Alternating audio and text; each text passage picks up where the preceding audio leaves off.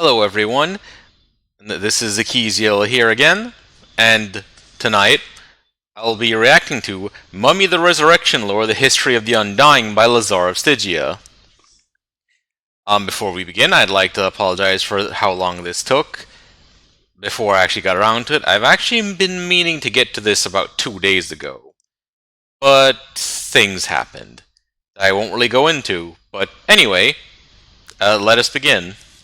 Welcome to this video on the history of mummies, the Undying, the true immortals of the world of darkness, from the Mummy game line. It just seemed appropriate to follow up Wraith with Mummy, since they are closely related and intertwined lore-wise. Mummy is the second splat put out by White Wolf featuring another type of supernatural after vampires. In the second edition and revised, there were some drastic changes in Mummy lore, to update the story and tie in some of the other game lines that had been published between first and second edition, such as Werewolf, Mage, and Wraith. To illustrate this change, I'll be giving lore not just from first edition Mummy, not just second and revised Mummy, but both, and you can decide for yourself which one is more engaging. I'll also be tagging in the description when the first edition lore ends and the second edition begins. So, without further ado, the first edition history of mummies, the Shems Heru. The history of mummies begins over 5,000 years ago in proto-dynastic Egypt. During a time lost to history, a nameless chieftain of the lower kingdom died. His throne was inherited by his eldest son, Usir, or Osiris. Osiris was a strong, young man and had a number of siblings, his sisters, Isis and Nephthys, and his younger brother, Set. Set resented Osiris' status as heir and his rule over the lower kingdom. Eventually, Set's plotting and discontent became so hazardous to the kingdom that Osiris banished Set to the eastern desert. To add insult to injury, Osiris took their sister, Nephthys, as his second wife, having already married their other sister, Isis. Osiris' two sister wives bore him sons. Isis gave birth to Horus. Nephthys birthed a son named Anubis. Osiris was an ambitious young king and aspired to unify the upper and lower kingdoms. By the way, that whole thing of, people sleeping with their siblings, that was pretty common, like, especially, like, among nobility, if I remember correctly, all the way up until, like, what was it, the 1700s or so? And I know that there's this whole thing about keeping bloodlines pure and stuff like that. That was quite common, and that one of the most, if I remember correctly, actually, one of the most well-known examples of this is the Habsburgs and the Habsburg Chin. Under his rule. He mounted campaigns to conquer the upper kingdom several times, but none were successful. This led to the people souring to Osiris' rule. Then, one night, a stranger came to Osiris' court. A strange, pale man who only appeared at night and counseled things in secret away from the eyes and ears of Osiris' wives and advisors. Only comes at night, huh? Vampire? For 4 months, the stranger, named Typhon, remained in the court. When he departed, Osiris was deathly ill. His servants believed he would die, and they were correct, but not in the way they expected. Osiris passed beyond the realm of death and returned as one of the progeny of Cain, a vampire. Empowered by that accursed blood, Osiris ruled over the lower kingdom as an undead god, craving blood and conquest in equal measure. His newfound sorcery tamed the Nile and gave the people several years of bountiful harvests. The people in turn worshipped Osiris as a god of the Nile and agriculture. Prosperity made the people forgiving of the rumors surrounding the king's nocturnal behavior.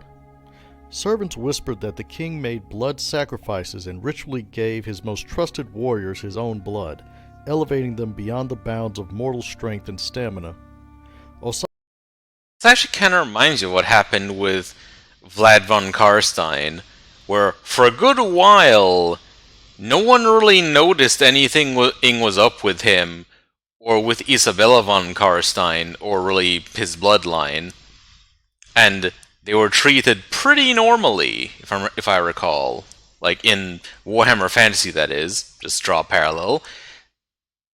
And it was only after, if I remember correctly, a long enough time that people realized, hey, how come they haven't aged? And as well as the stories of the vampire stories coming out, that people began to realize that, wait a minute, they're vampires. Osiris took his warriors not south, but east into Asia. Isis and Nephthys ruled in their brother's absence. The royal family remained mortal and displayed an aptitude for magic. The royal wives became well known and loved for the charitable uses of Hekau, or magic, to help their subjects. Osiris spent 3 years on campaign. Meanwhile, the serpent made its nest in Osiris' court. Set, Osiris' brother, returned from the eastern deserts. Like Osiris, Set too was changed, though some who knew Set in life believed that the thing calling itself Set was not the prince at all, but a creature of absolute darkness masquerading as him, Apophis. Regardless of the truth, and wherever Set had disappeared to, he returned to the lower kingdom as Osiris' superior, in power, in bloodlust, and in treachery. Set carefully laid his plans. By the way, from what little I can recall offhand about Egyptian mythology, Apophis was a snake that is often depicted as it being impaled by knives and having its head crushed by a hawk and stuff like that. And I believe it was something. I can't remember the exact details offhand. But I do remember that was generally treated as being an evil entity. And if I remember correctly, Apophis also, to a degree, he may have influenced the snake god of the Yuan Ti in D&D. But I'd have to check on that. Seduced Osiris' servants and made certain that his revenge on his brother would be appropriately cruel. Osiris was wounded in battle against a creature described as being a half-man, half-hyena. Could be a werewolf, or even an Ajaba. Nevertheless, Osiris was victorious, but he returned to Egypt to recover from his injuries. Some of Osiris' servants presented the king with an exquisite golden sarcophagus, perfectly designed and constructed to match his body and ensure that his rest would be pleasant. When Osiris laid down to rest, the treacherous servants of Set locked the sarcophagus from the outside. Set emerged, transforming from an innocuous pet serpent to his natural shape. Using sorcery, he sealed the box shut. The followers of Set and the warriors of Osiris battled in the palace, but mortals, even with the blood of the great king in their veins, were no match for an antediluvian. The followers of Set then took the sarcophagus and hid it from the world. Some say the serpent sank it to the bottom of the Nile. Others claim that they spirited Osiris away to Asia to be imprisoned by allies of Set located there. Regardless, Set was now king. Isis managed to escape with her son and nephew. Nephthys did not, as Set reclaimed his former wife. Their reunion was not a happy one, and Set ended up killing Nephthys because she refused to become his child. Sister, wife, and child. That is some deeply Freudian stuff. Anyway, Isis' servants managed to locate Osiris' sarcophagus and labor to undo the spell sealing it shut. But I assume that by child, it's in the vampiric sense, and in that he wanted to turn her, and not the, familial sense of child. Set's servants managed to track Isis down. Before the resurrection of the king could be completed, Set captured Isis, Osiris, and Horus. In a rage, Set threw open his brother's prison and hacked him to pieces. Set then ordered that Osiris' remains be scattered throughout the land. As for his sister and nephew, he had them brought back to his palace in chains, to suffer torments that would amuse the new king. Set plucked out Osiris' eye along with his Ba soul. Without getting into the particulars of the Egyptian concept of the soul and its multiple parts, the Ba is the part of the soul that enters the underworld upon a mortal's death. It is their personality, their force of will, their psyche. It also ensured that Horus' body would wither and die slowly. Isis tried to keep her son alive with her magic, but his body would eventually fail. Some soldiers who were still loyal to Osiris and Isis liberated the queen and Horus from Set's dungeons during the day. Their leader, an officer in the army, knew that a small group would never be able to reach safety in Nubia to the south. The routes were too well patrolled by Set's minions. So he brought them to the one place he knew they would be safe, his father's farm. When Isis and Horus were safely hidden, the soldiers ventured out to distract the Setites. After Isis' health recovered, she did what she could to help the family of the soldier and the aged patriarch of the farm. She also spent as much time as she could trying to heal Horus, but with little success. She sent out a mystical summons to her nephew, Anubis. 2 days later, Anubis arrived at the farm, now a considerable sorcerer in his own right, and who burned for vengeance against Set for the murder of his mother. Isis and Anubis labored for 3 days, sending the farmers' children and grandchildren to the market and to the field for various animals, plants, ointments, and other items. They planned and argued on how to best save Horus's life and soul. When they finally settled on a formula, they summoned the master of the farm, Mestha, whose... By the way, what's happening with involving Horus and Set is it is interesting, although much less comedic than if I remember correctly, in Egyptian mythology, Set attempted to poison Horus using his semen, because in Egyptian folklore it's a potent and dangerous substance akin to poison, and Horus catching it with his hands, and something about a fight wherein Horus's mother, was it threw a spear at Set or something like that, and accidentally hit Horus. Horus chops her head off in retaliation, and then she replaces her head with that of a cow. brave son had rescued Isis from captivity, and who was at the end of his years. Isis approached him and asked that he allow she and Anubis to test a spell meant for Horus on him. Mestha said his goodbyes to his remaining children and grandchildren and followed the 2 magicians to where they had made their preparations. Mestha accepted the cup of poison that Anubis offered him. His body went numb, and his heart slowed until it stopped. His spirit fled his body, as happens to all of the dead. As he awoke in Neter Kertet, the part of the underworld that mirrors our own, Mestha roamed that twilight place, until he heard the voice of Isis calling him back to the mortal world. The return was sudden and jarring. Mestha's eyes opened once again as Isis and Anubis looked down on him, visibly exhausted from their efforts, but relieved that their magic had worked. Mestha, an ordinary man, a simple farmer, father, and grandfather, was the first man to receive the spell of life, and the first of the Shems Heru, or mummies. And not a moment too soon, as Isis and Anubis So this is where mummies come from. continued their work, examining how the spell had worked and what could be improved, Horus at last gave up his spirit and passed across the shroud into death.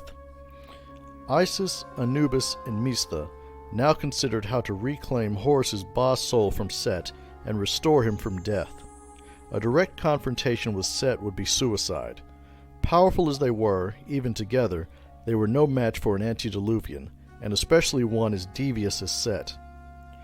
They concluded that their only hope of recovering Horus was to resurrect Osiris, though they disliked the idea.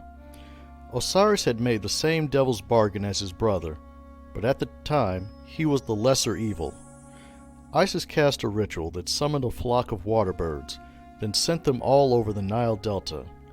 Each bird returned with some piece of bone or viscera, a portion of the slain king, and heaped the pieces in a pile of rotting flesh before Isis. Anubis summoned the remaining servants of Osiris, who he had created in his own image, to assist in his resurrection. When all that was required, Wait, if I remember correctly, in the original Egyptian folk, wasn't there like one part of Osiris that was missing when they got his piece trying to put him back together? I don't remember which piece it was though. was gathered, Mista gave over his best ox to Anubis, who slit the beast's throat over the remains of Osiris. As the ox bled into the pile, the children of Osiris slit their wrists, adding drops of their own vitae to the mixture. Meanwhile, Isis chanted a spell of necromancy to coax Osiris' soul back from the underworld and reform his body. Slowly, but visibly, the magic took effect. Bone sought out bone, flesh sought out flesh, and knit itself in the proper places. As Osiris was partially formed, his blackened, misshapen corpse sat up suddenly and cried out, "He is coming! My brother approaches!"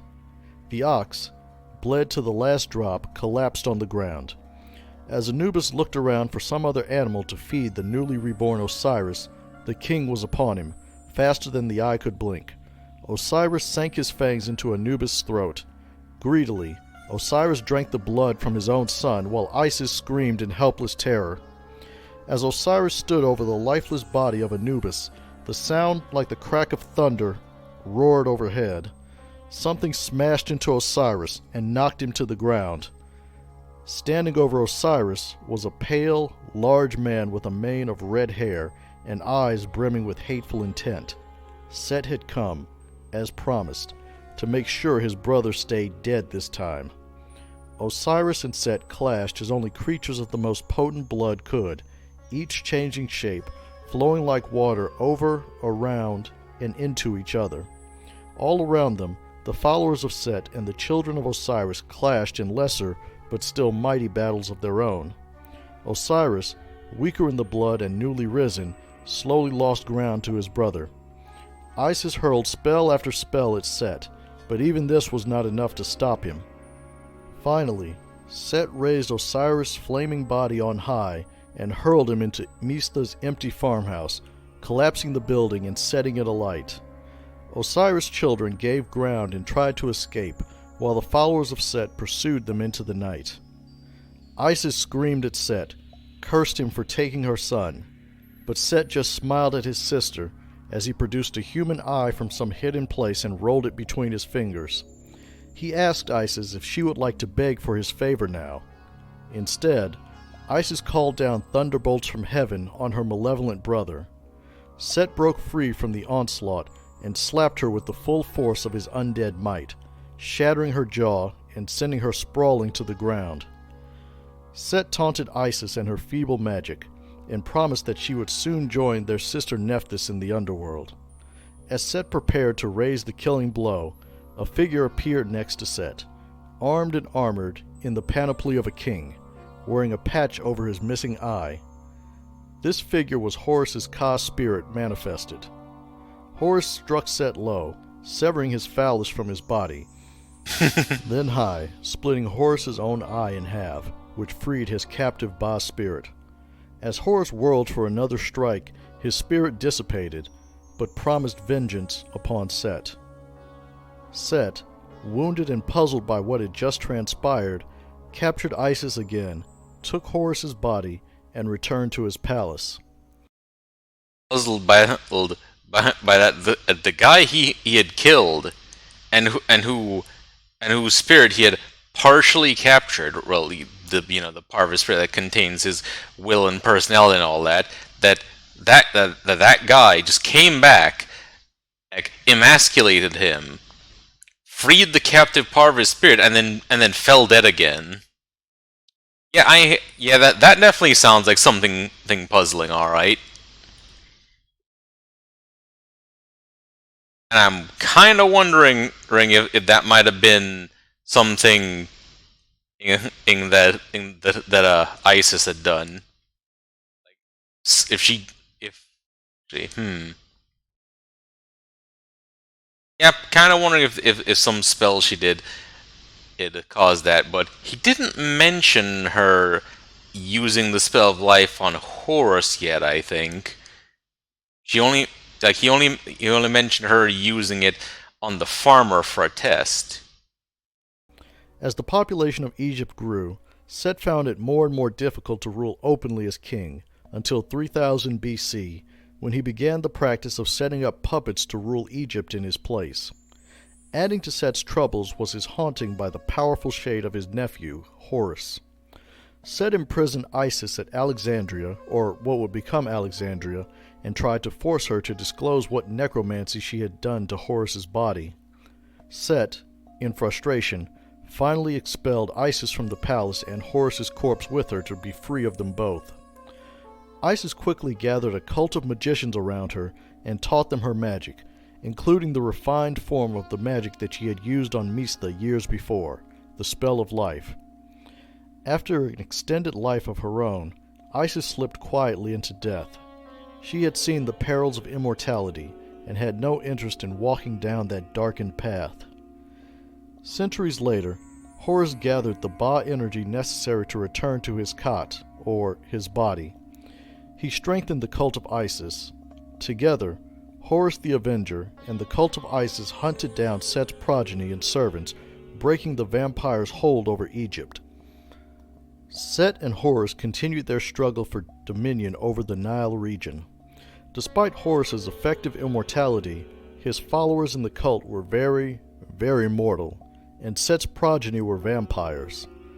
Horus instructed the cult to select exceptional men and women from every walk of life in Egypt, and to bestow the spell of life upon them, to join his war against Set. So are they? I'm wondering based on this. This sounds like they're gonna create a band of hunters that are made up of mummies essentially. These were the Heru, the followers of Horus, the true immortals. For several generations, this war continued until Horus reached the end of his life cycle and returned to the underworld. Set was always skilled in the ways of power and brutality, but the rise of humanity and the war against his nephew taught him the utility of subtlety and corruption. And so, he corrupted the cult of Isis in discreet ways, convincing them to select Heru for personal, political, and theological reasons rather than purity of spirit. Set also managed to insert several agents into the cult. When Horus accumulated enough Ba energy to be reborn, he cleansed the cult and exposed those servants of Set. Those who could be were redeemed. Horus also laid down the selection process for the Heru to the point that only one man or woman was chosen to join their ranks per century. By the middle of the 10th century BC, the war came to an end during the 22nd dynasty. Horus enlisted Meshwesh mercenaries from ancient Libya, who swept. Yeah, with a recruitment like one person per century, that's a very low recruitment number. But on the other hand, considering that they'll all have been taught the spell of life, and thus can persist for however long they need to as mummies, I assume. That wouldn't be an issue then. I imagine. Through the country, put Set's progeny to the sword, and installed their own pharaoh, Shoshenq I. Set was effectively banished to the east for a second time. In his exile, Set created another brood of vampires, these being the followers of Set who have become infamous to vampires and the immortals in kind. He also perfected his mastery over the blood and the occult. Set had learned certain things about Horus, and in particular, that his dear nephew needed time between his resurrections. While Horus was in his death cycle, Set attacked the cult of Isis, slaughtered them, and took one unlucky survivor captive. Set tortured this man until his mind broke. The wizard, before his death, gave Set a corrupted version of the spell of life. With this spell, Set hoped to create his own version of immortals to serve him and him alone. But not only had the magician given Set a corrupted version of the spell, but Set, in his own malice to bind mummies to his command, further polluted the spell. The 5 men and 2 women who had this inflicted upon them suffered unimaginable agony as their souls were assailed by spirits loyal to Apophis, the dark god of destruction. When the Apep-Nu, the Bane mummies, returned to the world, they were utterly depraved, psychotic, malformed, and their loyalties were divided between Set and Apophis. In 33 AD, Set disappeared from the world, leaving his followers to attend his affairs. Horus resurrected in 132 AD and departed Egypt. Why the Avenger did not finish off the followers of Set is unclear. Instead, he decamped to a new stronghold in the Alps, where he could conduct the war against Set and his minions from safety. He rebuilt the cult of Isis. So he went all the way to Switzerland? Well, it's a fair distance, I think, from Egypt. But such distance, yeah, as you mentioned it being... Yeah, that definitely brings some safety, I imagine. Prevent another case of, all of his followers getting killed again while he's off gathering his Ba energy again. From the spell of life. Indeed, no new Shems-Heru would be created save by Horus's own hand. And there ends the first edition lore of Mummy. A pretty good story on the front end, I think. So now we move on to the reworked history of mummies. Many of the same faces appear as in the first telling.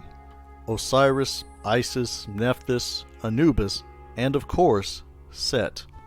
But the roles are changed, due in no small part to the settings and splats that were published between the first Mummy book and the second edition, and then Mummy the Resurrection. As in the first telling, Osiris was a king in ancient Egypt, the first king to unite the lower and upper kingdoms, despite history bestowing that honor on Menes I. Rather than being a warlike and expansionist king, Osiris was a wise and just king. He was still married to his sister, Isis, and he still banished his brother Set from Egypt for treason. As in the first tale, Osiris was embraced by a mysterious vampire named Typhon. And at this point, since I'm mostly just comparing notes with myself, I'll address Typhon. There's been plenty of speculation as to just who this particular vampire was. There have been hints that Typhon is the name, or a name, of the La Sombra antediluvian. Although, in the lore concerning the La Sombra Methuselah Montano, Montano is said to be the first child that the antediluvian allowed to survive, so that kind of takes Osiris off of the list as a possible La Sombra.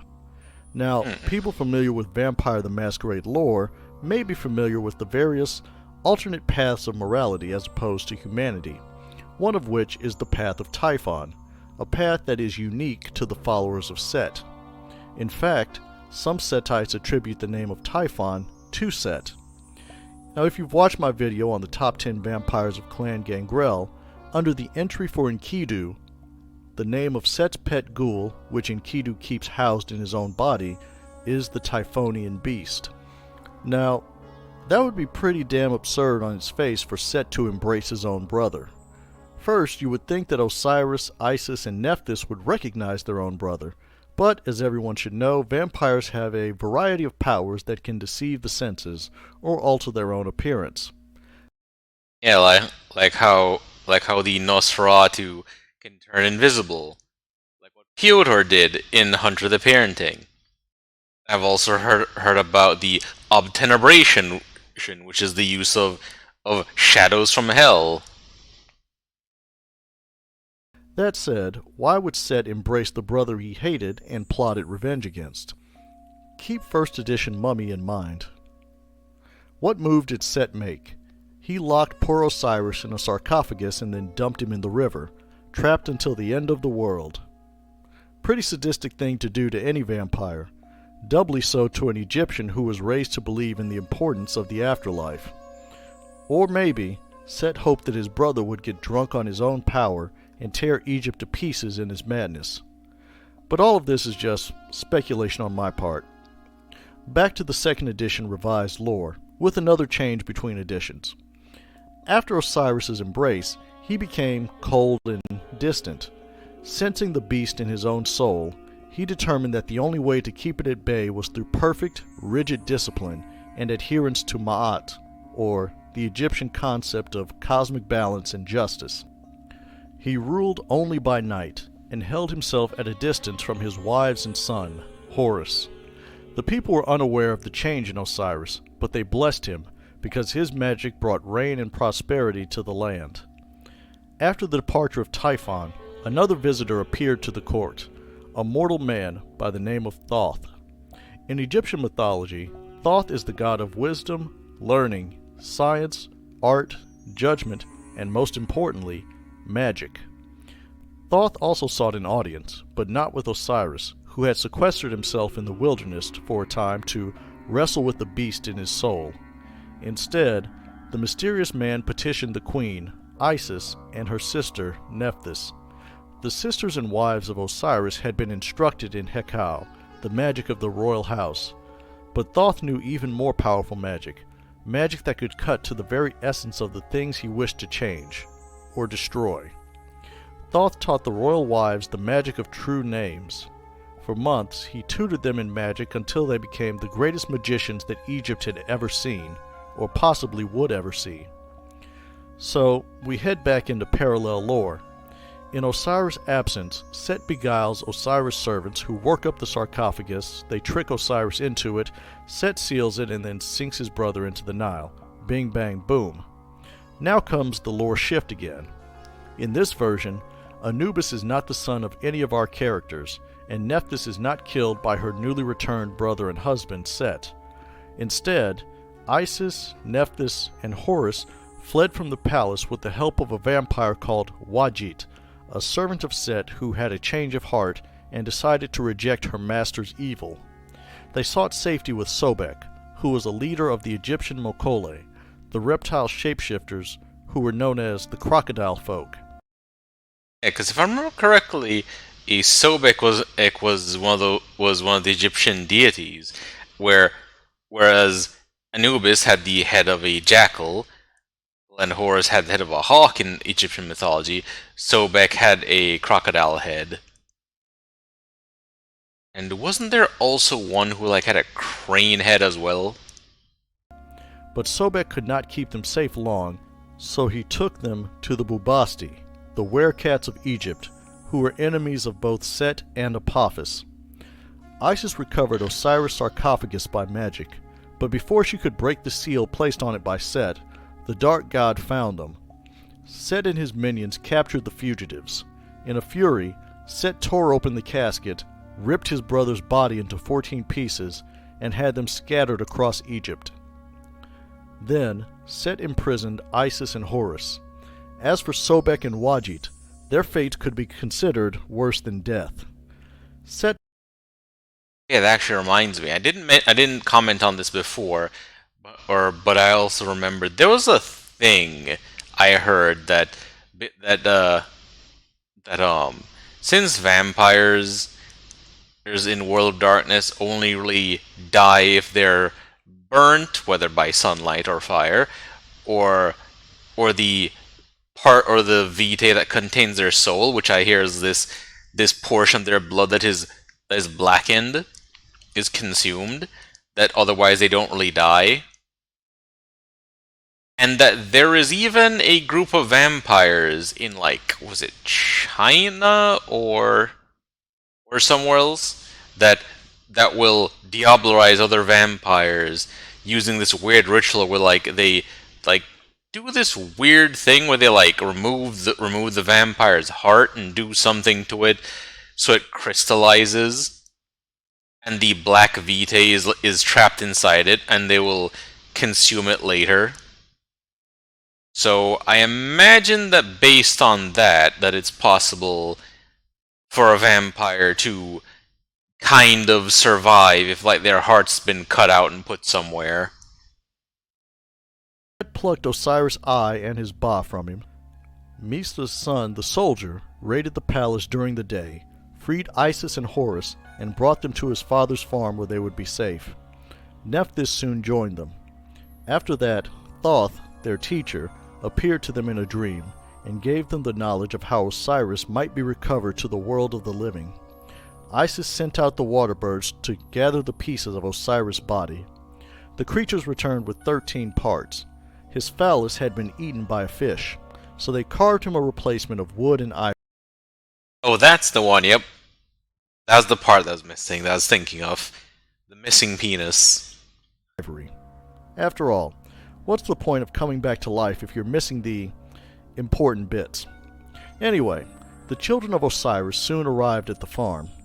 Isis and Nephthys performed the ritual given to them by Thoth, sacrificed Mistha's prized ox and some of the blood of the progeny sired by Osiris. Osiris' body was restored. Unlike in first edition, he was no longer a vampire. Indeed, his time in the underworld had been spent in the company of Anubis, who guided him from Neter-Kertet to the blessed fields of Aaru, a paradise in the underworld for the worthy and pure of heart. Osiris returned, transformed. He was no longer bound by the curse Typhon had laid on him years before. Oh wait, so is he? Oh, so in the second version, when he comes back, he's a mummy, I assume then? Osiris lived again. He did more than live. He was the Undying King, the ruler of Amenti, the dark kingdom of sand, and had learned many new things in his domain, including how to restore his son Horus to full life. News of Osiris' resurrection spread to those who resisted Set, and they gathered at Mistha's farm as well. Together, Osiris, Isis, and Nephthys crafted the magic of the spell of life, but their solution required that the subject die and cross the shroud into the Shadowlands. Their theory was sound, but it was, at that point, merely theory. They were uncertain that the spell would function as designed. Mistha, who was aware of their work, though he did not understand it, volunteered himself to test the spell's efficacy. They prepared Mistha for the ritual, and then gave him a dose of poison that ended his long life without pain. Isis and Nephthys performed the spell as planned. Soon, Mistha's eyes opened again as life returned to his body. The four rejoiced as the old man became the second to pass into death and return to true life. Isis then allowed Horus' suffering to end and released her healing magic that had sustained her son's body. But Horus' soul was incomplete. Set still possessed his Ba spirit. Without it, Horus could not be resurrected. And Set chose that moment to attack. Set caught his wife and sister Nephthys first. He tore her heart from her chest and crushed it in his hand. Osiris attacked Set as their followers clashed around them. Even with Osiris' new powers, he was still no match for Set, who was fueled by the wrath of Apophis, the great devourer. Set used his unholy power to burn Osiris to ashes and return him to the underworld. Isis threw every spell she could think of at her wicked brother, but none managed to so much as slow him. As he prepared to strike her down, a shimmering figure in armor and wielding a fiery sword appeared between them. Even with his soul incomplete, the spell of life had made Horus' spirit mighty. Horus rained down blows on his dark uncle, severed his manhood, because we have to adhere to the Egyptian myths, and then sliced open the eye that Set held Horus' Ba captive in. Horus' Ka spirit then vanished as it reunited with his Ba in the underworld. Isis used this opportunity to gather their remaining followers and flee. So this time it's being... Okay, oh, so now I get it. Okay, so the spell of life was cast on the part of his spirit that they had access to this time. And that's why it kind of just appeared, did a thing, and then disappeared instead of staying. Set, in a rage, killed his own minions, rather than let any of them escape to tell the tale of his humiliation at the hands of Horus. Isis fled into the Sinai Desert, where she took refuge with the werewolf tribe known as the Silent Striders. With Horus' soul complete, life returned to his body. In time, he ceased being Horus the Prince and became Horus, the Avenger. Isis built a cult around the teachings of Thoth and instructed those with the purity and aptitude in the Hekau, as well as the spell of life. Horus built up an alliance in the Sinai to oppose Set, comprised of Garu, Mokole, Bubasti, some vampires, and mortals. This was known as the Osirian League, in honor of his father. In time, Horus... Speaking of Osiris, by the way, that a given was mentioned in Wraith as well as in the comments section for my reaction to the Wraith video. I actually wonder if Osiris is, well, or rather was, still around and, ruling over the Egyptian afterlife, or if that one ended up collapsing and getting taken over by other afterlives. It was when worship of the Egyptian gods dwindled. Horus' supernatural allies proved themselves to be unreliable. The children of Osiris, under the leadership of Kedamon, were too concerned with freeing themselves of their accursed state to focus on Horus's war against Set. Similarly, the shapeshifters were caught up in their own petty struggles for power among their own kind to be of genuine use against Apophis. Indeed, Horus's greatest allies were mortals, the warriors, magicians, and scholars of his own homeland, as well as the cult of Isis. Despite Set's efforts, news of his defeat at Mista's farm escaped, thanks to a sneaky Bubasti who saw everything from the reeds and spread the tale far and wide. Coupled with the tale of Osiris' resurrection, Set's rule as an immortal god-king crumbled before his eyes.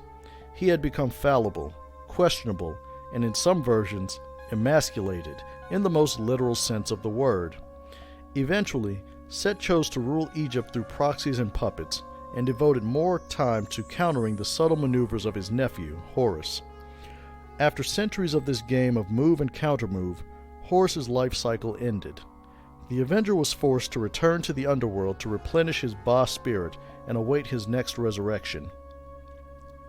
While in the underworld, Horus, guided by the silent Anubis, traveled to Amenti, the city of the dead, in the dark kingdom of sand. He was reunited with his father Osiris, who had grown colossal in size thanks to his power and understanding of Ma'at. Horus spoke to Osiris, but his father did not answer. Osiris only stared out into infinity from his throne, into a future only he could see, contemplating the nature of Ma'at. Now Horus stood alone, without either Isis or Osiris to aid him. The Avenger returned to life in the 3rd millennium BC, during the reign of Menes I, founder of the First Dynasty. Horus found it a bitter irony in the fact that Set, in his desire to be a god, had simultaneously erased Osiris' reign as the true first pharaoh of a united Egypt and accidentally elevated Osiris, Isis, Nephthys, and Horus as gods greater than Set himself in the people's eyes. Yep. Irony is a bitch, ain't it? The people of Upper Egypt counted Horus as their patron, while Lower Egypt venerated Set. The Osirian League and the cult of Isis had decayed in Horus's absence. The children of Osiris had been driven out of Egypt by the followers of Set. Isis herself chose to die as a mortal and passed on before Horus returned. Horus went about rebuilding the League and the cult to continue the war against Set. Members of the cult persuaded Horus to allow the creation of more reborn like himself, so that the League might have champions in his absence. Horus reluctantly consented, and commanded that only the most worthy of Egypt be selected. And only 3 were chosen: a scribe, a warrior, and a magician. These 3 would be Horus's generals in the ages-long conflict. Despite the growth of the cult of Isis and the Osirian League, the spread of Set's influence slowed, but it continued to grow. The cult of Isis petitioned the Avenger to create more immortals, and he consented again. The ranks of the Shems Heru grew to 24 over the next millennium. The followers of Set wrangled an Asiatic people, known as the Hyksos, into invading Egypt sometime during the Second Intermediate Period, splitting the nation into upper and lower kingdoms once more. In the 16th century BC, Akhmos I, pharaoh of the Upper Kingdom, expelled the Hyksos from Egypt, and with them the followers of Set, with the support of the Osirian League. But the expulsion of the Setites was not the panacea that Horus had hoped for. The pharaohs, after Akhmos, gave themselves over to wars of conquest and self-glorification, constructing monuments and tombs worthy of their imagined divinity. The immortals then used these tombs to their advantage, to hide their bodies between life cycles. In time, the immortals proved themselves to be just as mortal as those they lived among.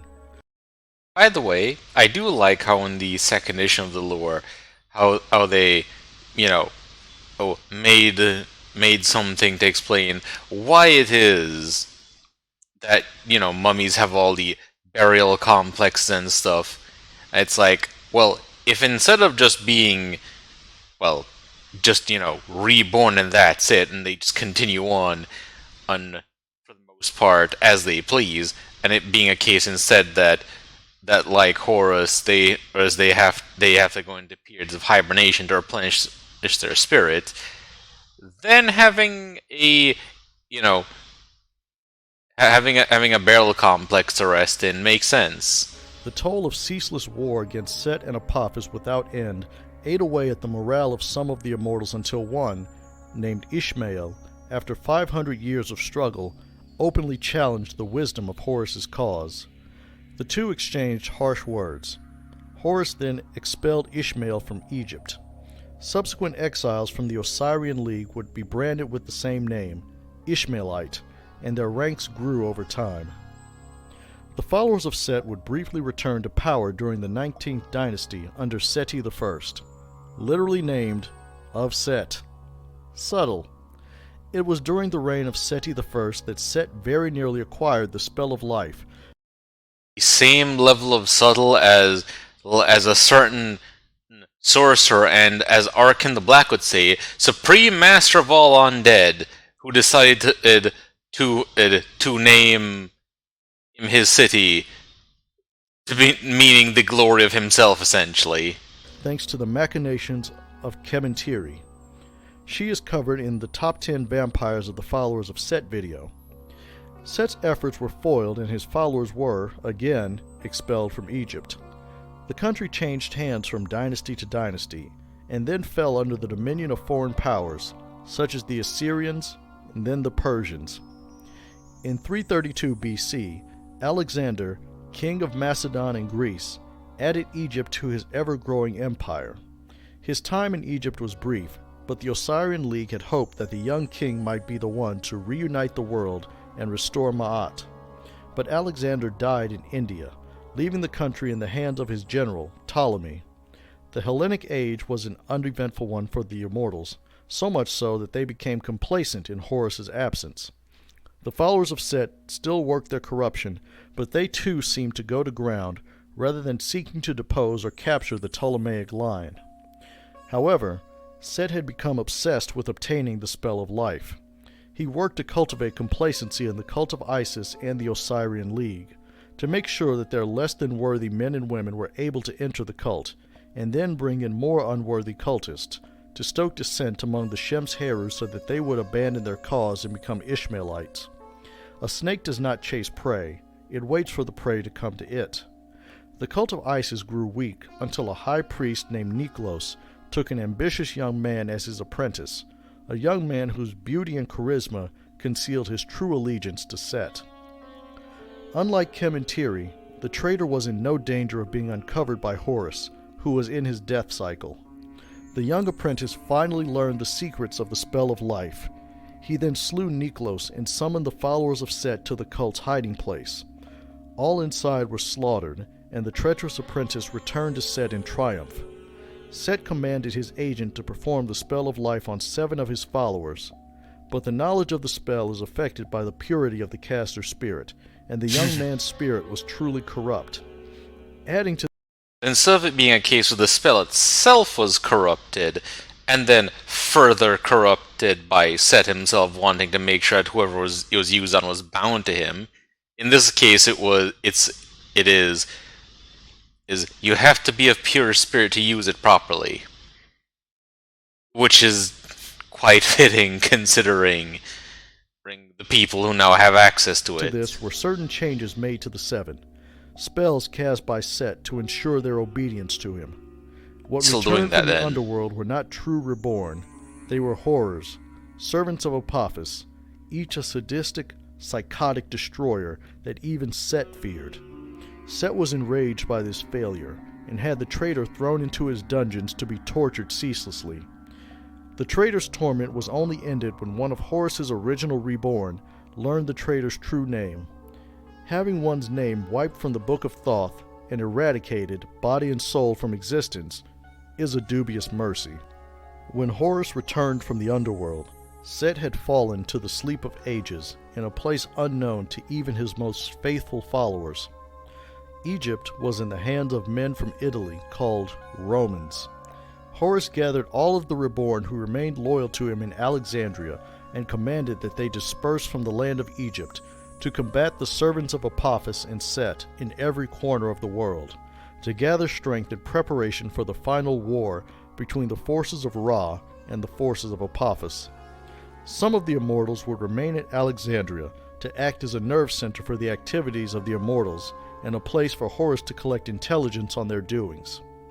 Horus rebuilt the cult of Isis, but did not teach them the spell of life. No more immortals would be created without his knowledge or approval. The spell of life was then known only to two people, Horus and the rogue Setite Kementiri, but her mind was so fractured by her fall to the beast that she had never been able to recover it.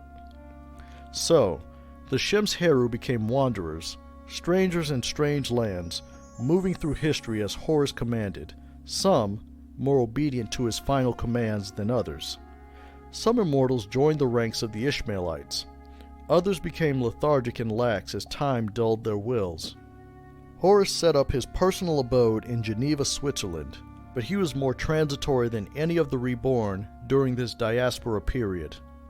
In the Middle East, the magicians who believed in the unity of all, the Al-i-Batin, linked the groups and places of power under their control in a great mystical network called the Web of Faith. This web ensured that...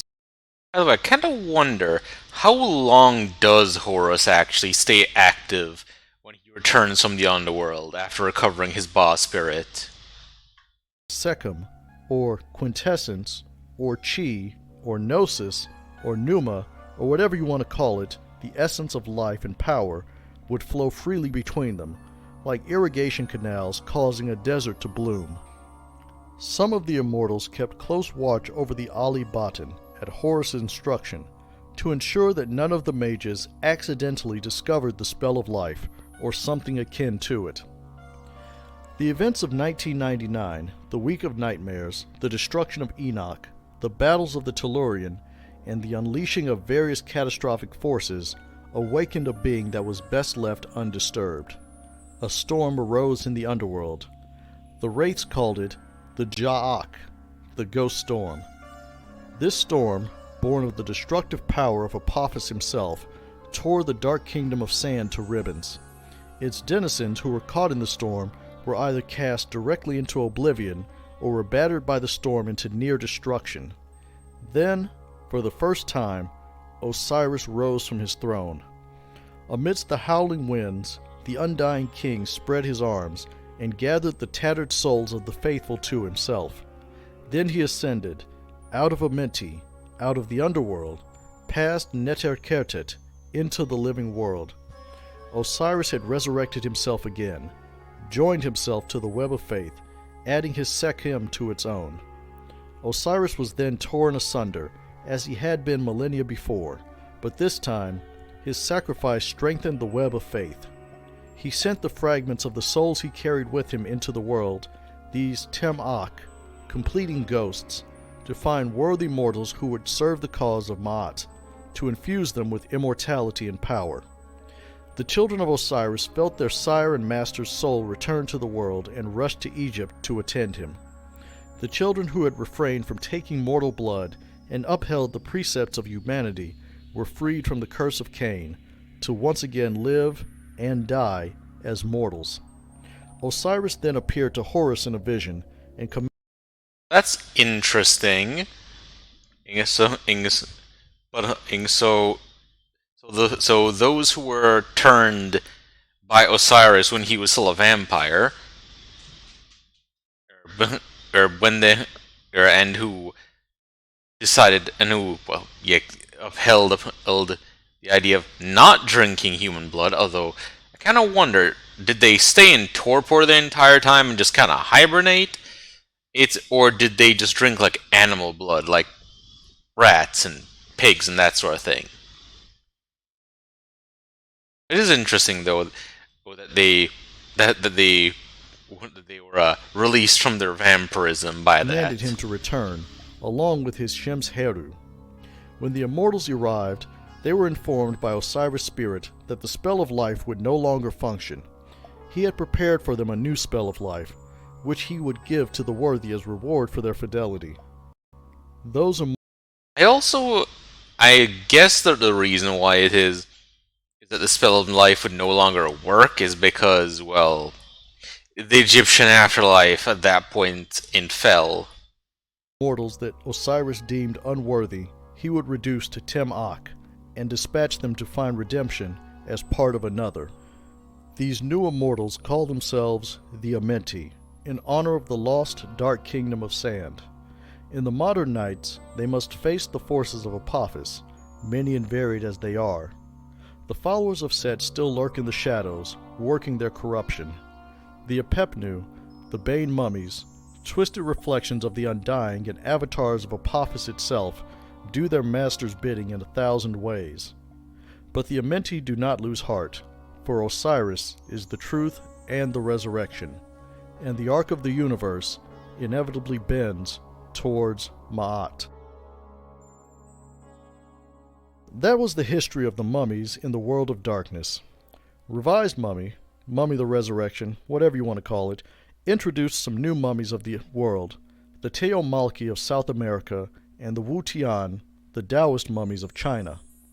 But that would be taking things too far into the weeds.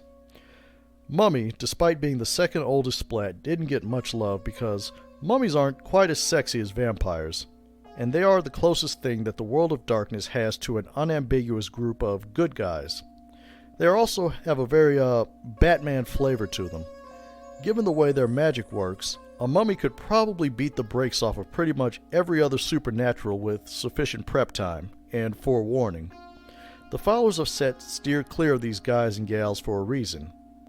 Now that I'm thinking about it, Mummy, with some edits, could be used to run a Dark Souls type of game. Anyway, that's all I have for this one. Until next time. Well, Yeah. So that was interesting and informative as always, and I was not expecting actually to hear that mummies are like Batman, and well, when the way mummies tend to be depicted, I would tend to agree that most aren't as aesthetically appealing as individuals such as moi. But but I'll be signing off. And I wish you all a wonderful night. And feel free to like, comment, and subscribe if you enjoy what I do. I enjoy chatting with all of you. But yeah, signing off.